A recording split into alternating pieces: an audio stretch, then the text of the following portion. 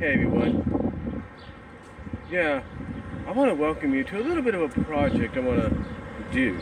Basically, you all know that I'm a fan of Rarity, Spike, Sparity, and I know I'm not the only one. So I figured I might as well do this little video project that if I can do this in multiple parts today while I'm working and doing my lunch right now and doing my break, upcoming my last one.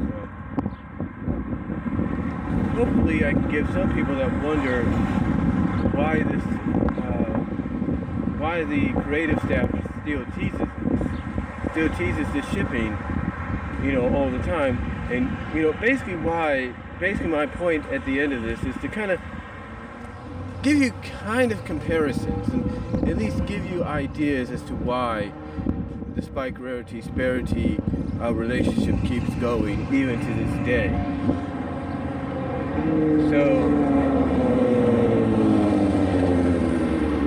So without further ado, on this Memorial Day, 2018, let's see if I can help out. I'm going to give hopefully 5 reasons as to why Sparity is still around and why it's kept to be still around even to this day. So hopefully you guys will enjoy what I have here.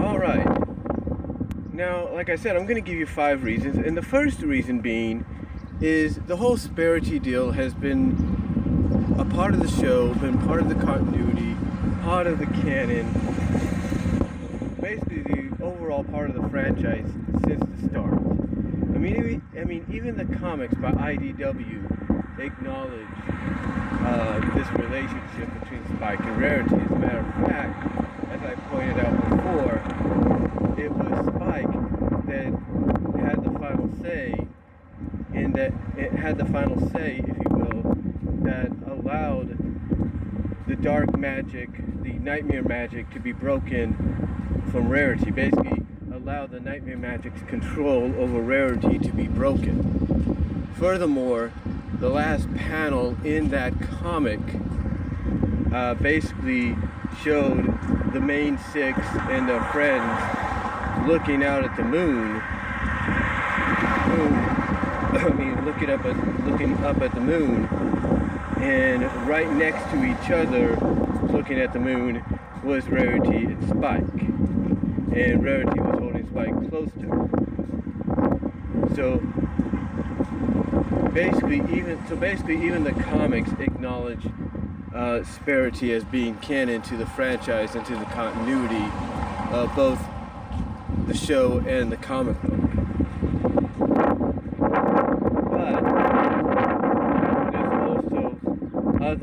But there's also other hints as well. Hints that I'll explain in number 2, in the second part. But again, the reason Sparity still sticks around to this day is because it's been part of the continuity of the overall franchise since the beginning. Alright, number 2.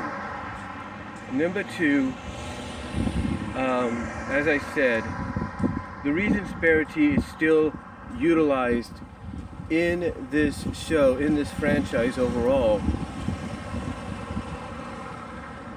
the reason it's still utilized is because there's a lot of hints out there that Spike and Rarity are closer than just being friends. A prime example of this would be the season 4 episode, I think season 4, season 5 episode, Scaremaster, which was their Halloween episode, if you will, which is based on their equivalent of Halloween, Nightmare Night. And the reason I say this is there's several scenes towards the end, when they're going in the maze and everything, where you have shots of Rarity and Spike beside each other. Another example in that context would be when they are running for their lives from this scare that Fluttershy had was perpetrating along with her friends. To prove that she can be good at being scary during nightmare night.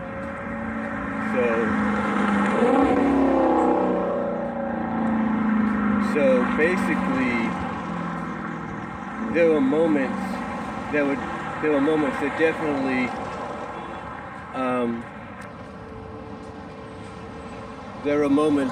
that definitely applied themselves to Sparity in many ways. There was the part where Rarity tripped over her fintail on her mermaid costume, her sea pony mermaid costume, and Spike had to help her up. There was a moment even before that, even before the big scare was happening, to where they basically were walking together and pretending to be scared before they actually got scared. And you see Rarity and Spike walk off into one part of the maze, and then run off out of the maze together, laughing and all that. And again, this is before they actually got scared. Other examples would be probably one of the biggest, in my opinion, the movie. The movie itself had some great moments in there. I mean, the fact that when Twilight and Spike approached the rest of the main six, and and most of them, except for Rarity, say hi to Twilight, and Rarity, instead of saying hi to Twilight, says hello to Spike, and Spike says hi back, and he blushes. That's another indication that the creative staff knows that Sparity is very popular amongst the fan base, but it's an established part of continuity all over the different fronts that showcase friendship is magic. Another example of this, if you will, in a sense, would be inspiration manifestation. That's another example when you think about it. Other examples would be Dragon Quest, which she basically defends Spike.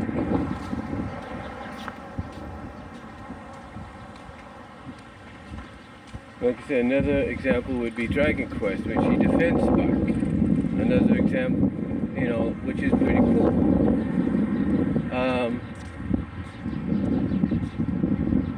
Other examples would be in Castle Sweet Castle, where she has to sweet talk Spike, and Spike's trying to resist it, but he pretty much knows he's a goner, And then, of course, there's recent evidence, like with Spike reading a poem that he had wrote for Rarity for Hearts and Hoops Day, to show Discord that love is real and love can conquer all, in a sense. And then, of course, this past weekend with the Meltdown. And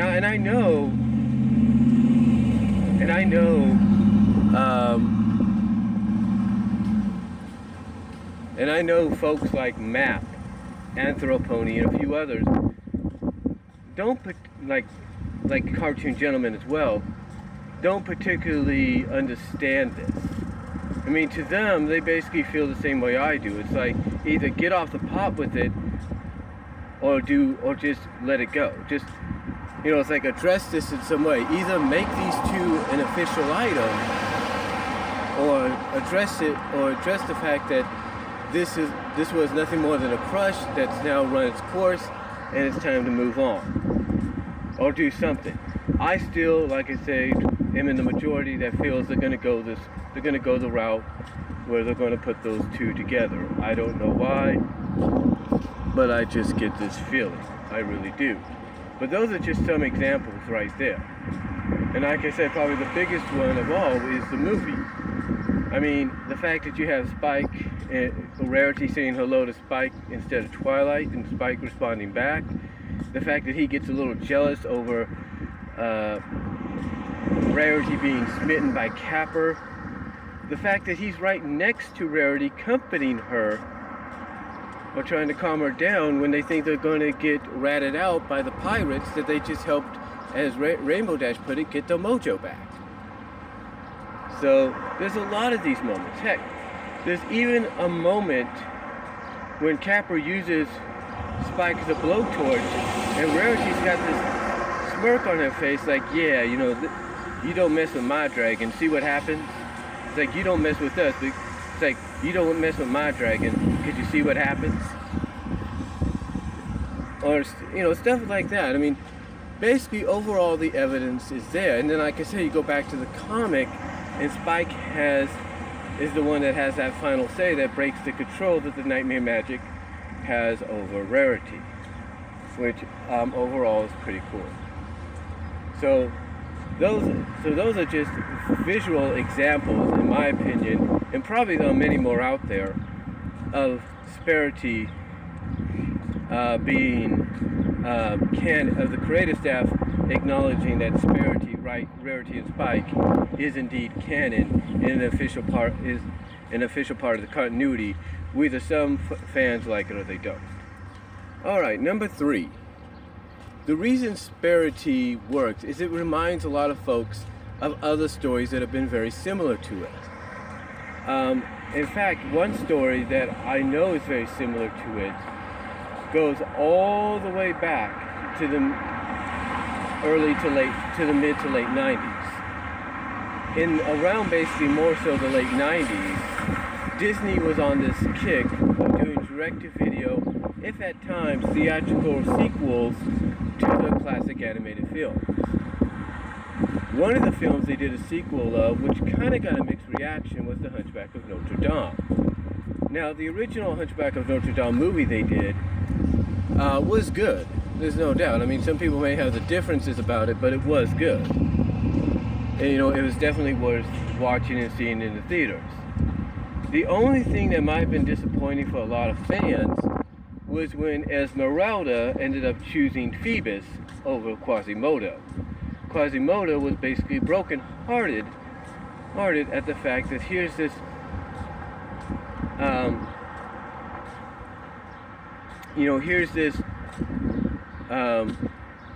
at the time, this servant of Frodo, the guy that he looked up to as a father, who had basically manipulated Quasimodo and lied to him. You know, here he was, you know, here's this guy that was kind of loyal to Frodo as a captain of the guards, you know, basically causing Esmeralda to fall in love with him. And throughout the film, you think, and even with the trailers originally, you think in a sense that Quasimodo is going to probably end up with Esmeralda. You think, well, that's a nice little love story to happen. But no, they throw you that twist of Phoebus with Esmeralda going with Phoebus. However, Quasimodo would not be without a love interest. In the sequel that followed, that takes place obviously about 8 to 10 years later, we get introduced to another new female lead. I can't think of her name right now. Someone will probably correct me in the descriptions. But we get introduced to a new female lead, and basically she ends up becoming the love interest, the girlfriend of Quasimodo. And she's and what's funny and what's unique about this is she's a very pretty girl. She's a very pretty lady, very pretty girl, but she's kind of awkward, a little clumsy at times. But she finds a mutual attraction in Quasimodo. Like, they're both awkward, they're both a little weird, they're both different. And yet, she finds this camaraderie with Quasimodo, this, like I said, this mutual attraction. And the plot of the film, well, one of the main plots and premises of the film is it's taking place during this festival where at the end of the last, on the last day, at the end of the last day of the festival, you have to shout to the world your love for whoever you're declaring your love for. Basically, you got to shout to the public, to the world, that you love this individual. And a bit of spoilers, if you've not seen Hunchback of Notre Dame 2, this female character that we get introduced to basically pronounces her love for Quasimodo to the entire world, to the entire town square and all that. So basically Quasimodo gets a girlfriend that's very beautiful. Whoa. But Quasimodo gets this girlfriend that's very beautiful and, you know, it's very beautiful and attractive. And you would, it's someone you wouldn't think would go with someone like Quasimodo, but she does. And the reason I bring this up as an example is because thinking about it reminds me of Rarity and Spike. Spike being in the Quasimodo role, Rarity being in this other character, in this other female role. And you would think if you watched Hunchback of Notre Dame 2, you would think there's no way they would put her with Quasimodo. They'll probably just pull the same thing they did in the first one. But no, Disney doesn't do that. They don't pull any punches. They actually let Quasimodo and this girl become an item. So basically what I'm saying is when you kind of compare the two, you would think, even to this day, there's no way they would put Spike and Rarity together because Spike is such a small dragon, yet he's a young adult dragon now because he has wings. He's basically in a young adulthood or adulthood period, but he's still the size of a young small dragon. You wouldn't think that they would make that possible. You don't think they would do that, but yet when I compare the two, and I know it's a strange comparison, it shows that it is possible. You know, there have been other examples that I can't think of, but I know there have been other examples that prove this, that downright prove this. You know, from shows to movies, animated and live action. So they prove this, there's no doubt. So when I look at something like Hunchback of Notre Dame's romance, Hunchback of Notre Dame 2's romance story, and it's, you know, how it's basically the center along with this festival and what has to be done at the end of this festival, it kind of gives me an idea that if someone like Disney can do something like that, then maybe Hasbro could do something like this. Maybe they could find a way to make Sparity an official deal. Maybe they can do that. We don't know. But I still feel, like I said before, that Spike and Rarity will indeed become an item, whether people want to hear that or they don't. But that's just the third example, the third reason. I'm going to give you a fourth. The fourth reason why Sparity is used all the time primarily is the fans. The fans, believe it or not, support Spike and Rarity. Now you might say that's not necessarily true, but when you think about it though, a majority of this fan base, in my opinion, does support it. You know, they may not think it's a good idea to put someone like Spike and Rarity together, but there's no doubt, in my opinion, they believe that if you're going to keep teasing this and acknowledging and referencing this all the way up to the more recent season and all the way up to this most recent season and the most recent episodes, then you basically got to finally do something about it. It's like, to fans, if you are referencing and acknowledging it all the way up to now, then there's no doubt that you obviously have plans to make it official. The only problem that the fans see is how you, DHX, Hasbro, and the creative staff find a way around and making it happen. Basically try to find a way around that obstacle that some say would prevent you from making it happen, and thus make it happen. And another reason that the fans are the main reason that Sparity is still acknowledged even to this day is because you look at all the fan art that supports the idea. You look at all the creative ideas that fans put through fan art and webcomics and fan fiction, and it shows you that even the fans realize that there are ways to make it happen. As I've said before, there's one fan that actually did a webcomic that showed that Spike used a spell or a potion to temporarily turn himself into a stallion so he can go out on a date with Rarity. And at first, Rarity doesn't know it's him until she notices there's something familiar about him, and then boom, everything clicks right into place. And she's like, you know what, if he's willing to go this far, maybe there is something there. And I'll tell you this, honestly, I can't think of the person that did the comic. They did a brilliant job in showing that this is a way of making it possible, that this is a way it can and would be done. So to me, the fan base, the bronies, the Pegasisters, the overall community of MLP, Friendship is Magic, they are the reason that Sparity still exists to this day. No matter how you slice it, they are the reason. No doubt about that. And that is just a fourth reason. I'm going to give you a fifth and final reason.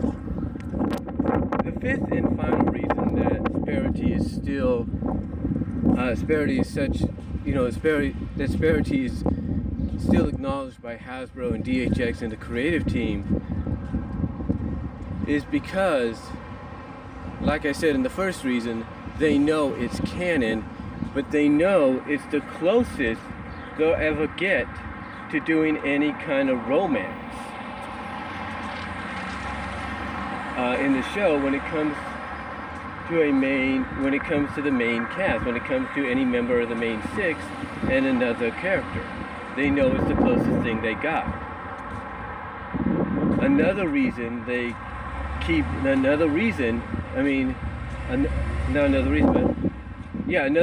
in this fifth reason, I should say, is the fact that, like I've said before, on occasions, the creative staff know about it. They know it's canon. They know it's part of continuity. But just like with Lyra and Bon Bon,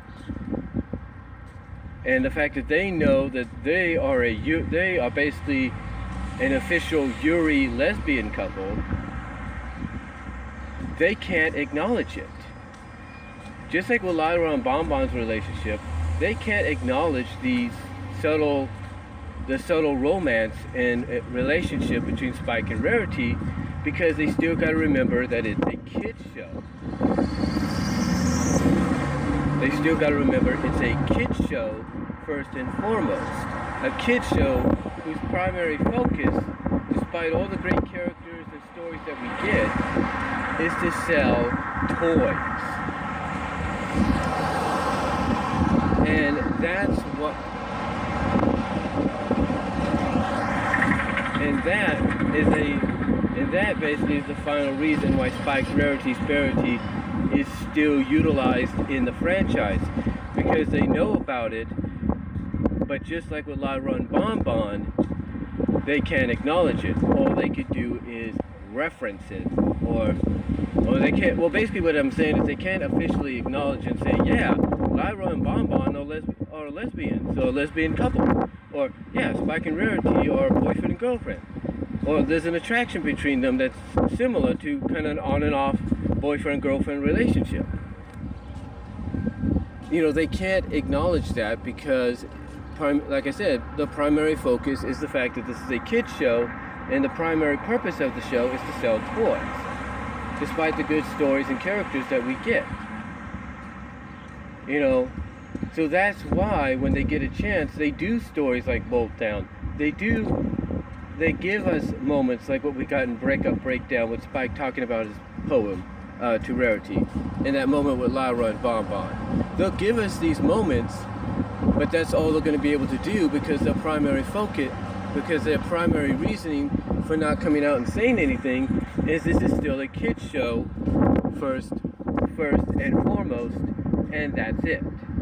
So overall, in the end, when you think about it, they know about Spike and Rarity. They know about Sparity, just like they know about Lyra and Bonbon and a few other things. That to fans, longtime fans, and even fans like myself, that pretty much can notice and see, they're not gonna come out. Like I said, they're not gonna straight up and come out and say, yeah, you're correct, you're right about this, because the primary focus is the kids, and the primary focus of the show is to sell toys, and that's about it. That's about it. So anyway, that's basically a fifth and final reason on why Sparity, Spike, and Rarity is still acknowledged in the show, or why the creative staff still acknowledges it.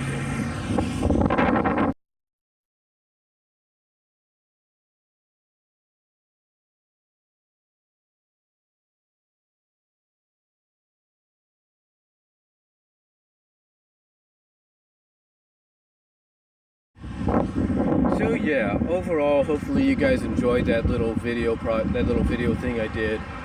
I'm probably going to edit it together when I get home, but by the time you watch this, it'll probably be edited together by me after I've gotten home. But hopefully you guys have enjoyed this and kind of got a good understanding, maybe, as to why Sparity is still acknowledged and referenced by the show and the show staff. Because basically, when you get down to it, like I said, they know it's still it's an official part of the canon and the continuity, and you can thank an episode like Secret of Mike Says for doing that. I mean, I think even Voice of Reason acknowledged that when he did his top 5 best and worst episodes list for season 2. And I think even Voice will acknowledge that when he does maybe his top 10 or top 25 episodes of the entire series, when that moment ever comes. So again, hopefully you guys enjoyed this. I do apologize for the wind and the trucks and on the cars.